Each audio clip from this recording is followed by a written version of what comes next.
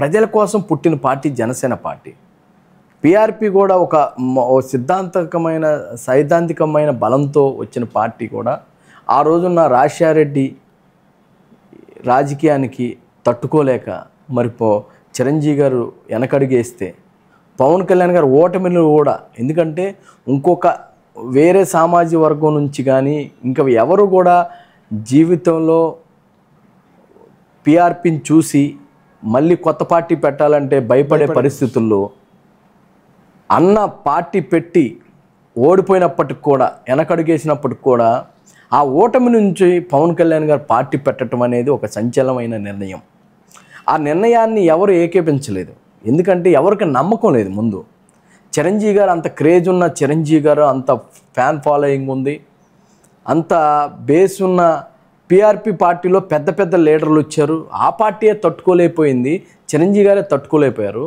పవన్ కళ్యాణ్ గారు ఏం తట్టుకుంటారు అని వేళం చేసిన చాలామంది లీడర్లు కానీ, జనసేన పార్టీకి సొంత కమ్యూనిటీ కానీ అందరూ కూడా వేళం చేశారు.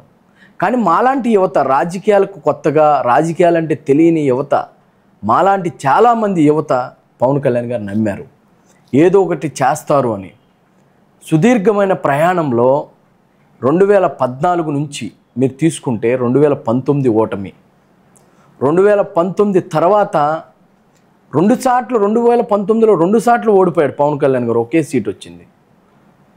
ఎంత నవ్వుల పాలుగా ప్రజలు కానీ, కార్యకర్తలు కానీ, నాయకులు కానీ, ఇతర పార్టీల నుంచి కానీ రకరకాలుగా మాట్లాడటం, ఏళనగా చేశారు. మాలాంటి వాళ్ళని, హే నువ్వు ఆ పార్టీలో ఉన్నావా, మీరా అని ఎంత ఏళనగా మాట్లాడారు. ఈరోజు వేళనగా మాట్లాడిన వాళ్ళు ఈరోజు పార్టీ గురించి, పవన్ కళ్యాణ్ గారి గురించి మాట్లాడుతున్నారు.